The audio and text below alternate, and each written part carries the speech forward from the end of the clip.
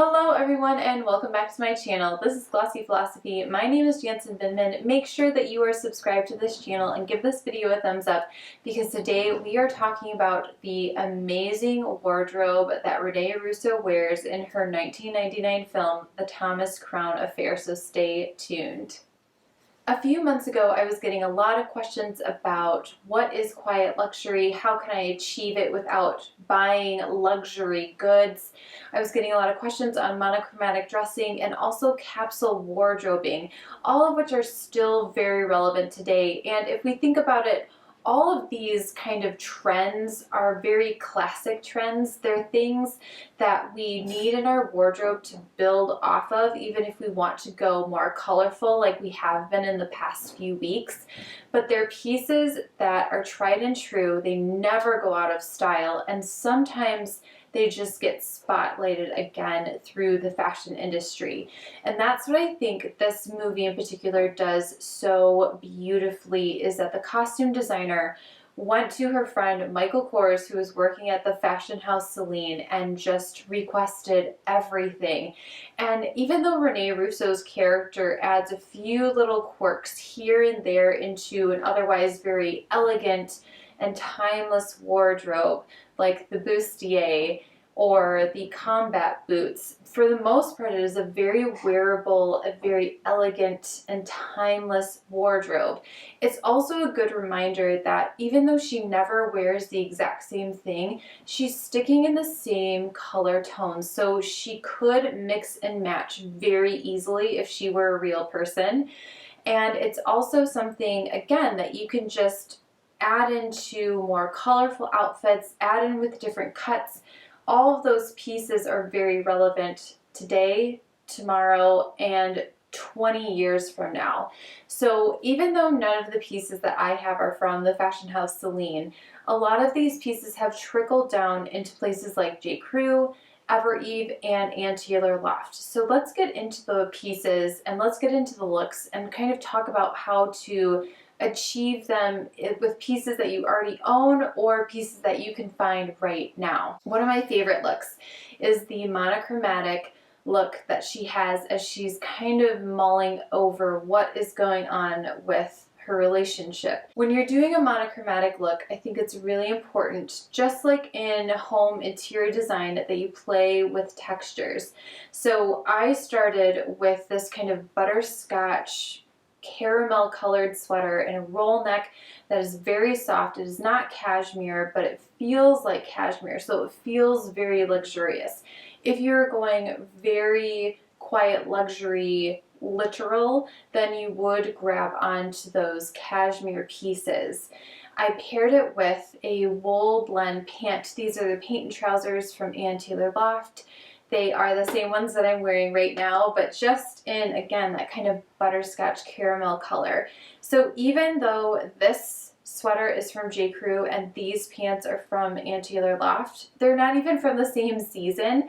They still work beautifully together. So again, it doesn't have to be from the same store. You want to find the place that has the best pants for you, find the place that has the best sweaters for you, and see if you can't find matching colors. It just works really, really nicely. So this is the base outfit.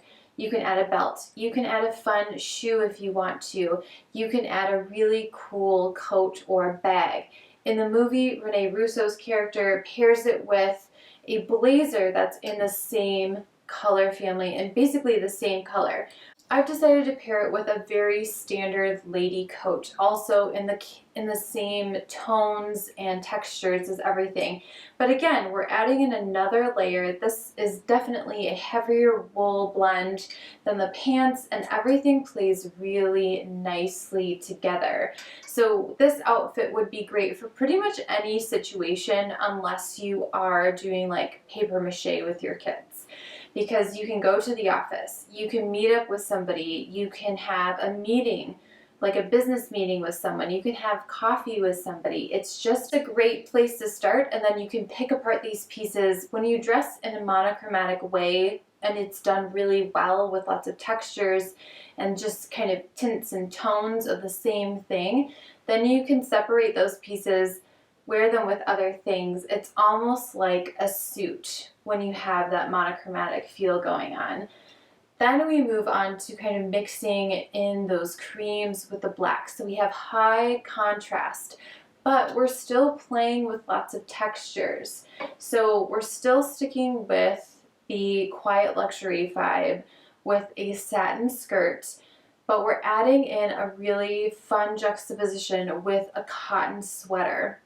So this is the same cotton sweater that I'm wearing right now, only in a cream, and it just plays really beautifully together. It says I don't take myself too seriously. I'm not fussy.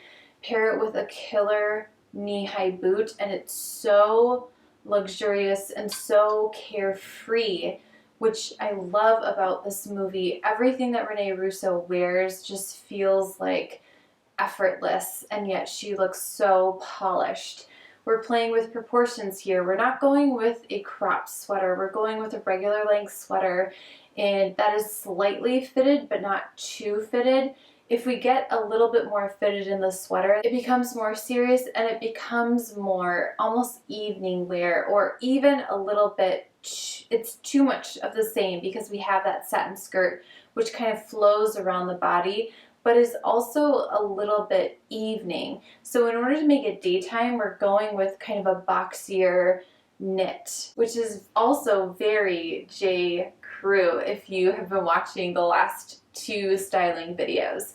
So moving from there, we go into an all black outfit. So we've done the caramel monochromatic, now we're going all black, which I feel like black right now is getting a little bit of a bad rap, but black is such a great place to start when you don't know what to wear. Again, we are playing with textures because that is the key when you are wearing head to toe the same color. You have to add in a little bit of shine.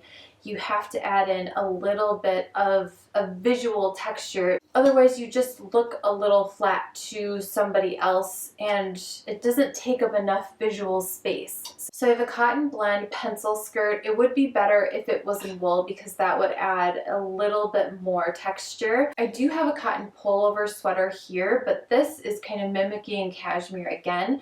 So if you could, if your wallet allows you to, I would do the sweater in cashmere. I would do the skirt in a wool, and that would be really beautiful, almost going back to what we did in the first outfit. And then, true to the movie, we're adding in a leather or a faux leather jacket, and it just takes an otherwise very normal office outfit and elevates it to a different place. It makes it very European. It makes it very chic. It makes it, again, a little bit more effortless, a little bit more carefree. I'm not taking myself too seriously. In the movie, she pairs this outfit with the combat boots. I tried it with the combat boots. I felt very silly. I'm just not as cool as Rene Russo. So I went with a knee-high boot, and I think that works really, really nicely. I chose a suede, again, to add in a little bit more texture. You could go with a leather, but just make sure that you're not doing a leather skirt, which is very popular right now, because leather on leather, it just doesn't really visually make a lot of sense. And then the final outfit is her bustier outfit. So I recycled my cotton blend pencil skirt. Again, if it was in wool, that would be even better.